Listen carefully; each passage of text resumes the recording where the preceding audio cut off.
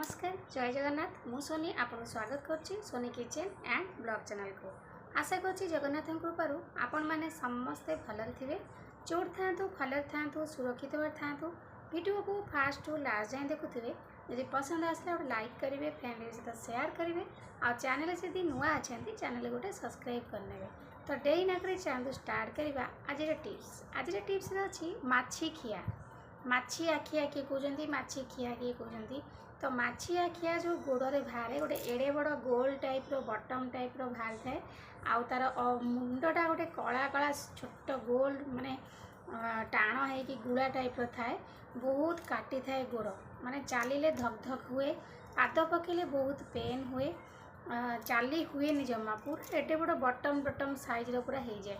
गोटे गोड़े 4-5 गोटे भी नुह, गोटे गोड़े 4-5 3-4 एमती बाहर, गोटे गोटे आस्ते आस्ते बाहर जो मानकर बाहर से चलवा भारी कष्ट हो जाए। घरे चलने चप्पल लगे चलती, खाली गोड़े कुआड़े पदारे भी चली हुए से गोटे बहुत बड़ समस्या। प्राय लोकंर माछी आखिया अच्छी, मोर निजर अच्छी आ मु जोड़ा लगे छड़ौची आराम से छाड़ी जाइए। तो आपन को कहि आपन सेमती लगातु, देखिए माछी आखिया आपनकर पूरा छाड़ी जाए।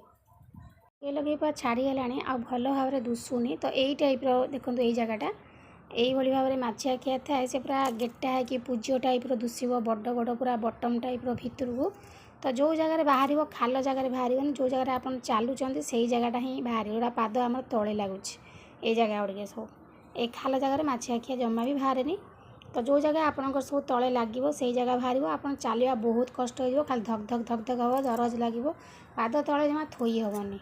तो ये देखो एपट गोड़ देखा आपन को, एपट गोड़ देखो पूरा आखि टाइप सब कहते माछी आखिया आखि माछी आखि। तो आखि टाइप सब होता है यही भाव में गेटा गेटा देखो कि दुशुची पूरा धड़ा धड़ा ही देखूँ, पूरा बटम टाइप आहरी परिमाण बहुत बढ़ी जाए। ये थिला मोर ए गोड़े 4-5टा एपट गोटे थिला ना ही जमा पूरा कमी जाइए, काटुनी ना छुईले काटे 3-4 थिला तो कमीगला। यहाँ टिके टिके अच्छी। मुझे आपको देखी घरोई औषध गोटे रेमेडी आपन को जोटा कि आप लगेले आराम से कमिज, धैर्यर सहित लगे सांगे सांगे कमिज बोली नुह, निहाती आपन को 15 दिन कंटिन्यू पूरा लगे पड़ो। तापर देखिए आप आराम पाइबे, माछी आखिया आस्ते आस्ते कमिबा आरंभ हो। मुझे कहि आपड़ सेमती लगे राति बेला यदि सेम शोक लगा शोला टाइम गोड़ दीटा टे ऊपर टेकी गोटे उच्चा जगह मांडी फांडी थोईदेवे, जमी आपंकर बेडसीट्रे नेसी हेनी, टी समय गलापर सामान हो आराम से शोपारे। तो मुझे आपको देखा कौ कौ जिनस आपमी लगे माछी आखिया आप आराम पाइबे। देखो ये मुझे गैस लगे चामच नहीं सोरिष तेल, सोरिष तेल को आप चामच भल भाव में गरम कर दिंतु, जमी उषुम हो पूरा आपंकर पाद आ हाथ जमी संभालु। आप हाथ में लगे जापर आपंकर हाथ संभालुची एति गरम ठीक अच्छे। उषुम उषुम अवस्था लगे बिल्कुल ताको ठंडा करेंगे। सोरिष तेल देहर जेकोसी बथा दरज हो आप मालिश करेंगे, आपंकर बथा दरज पूरा आराम से कमेब। तो देखो ये मुझे सोरिष तेल, तो तेल ए तातीगला, यहाँ मोटा चामच मोर एत जल्दी ठंडा हेनी। तो चलते ए आपको लगे देखे नौ। देखो आप जिते लगे देखिए हाथ मारिकी आपंकर हाथ जमी संभालुची उषुम उषुम पूरा। जदि आप हाथ संभालुनी ताले आप गोटे तुला नहीं जाए, तो तुला साहाय्य आपको आनिकी चिपी चिपी लगे पूरा उषुम थी यही जगह लगे आपको से काटनी। माछी आखिया जगहटा गोटे बधिया टाइप हो जाए से जमा काटनी, टी उषुम लगे आपको चाँ चाँ हो जगहटा आपको भल लगे।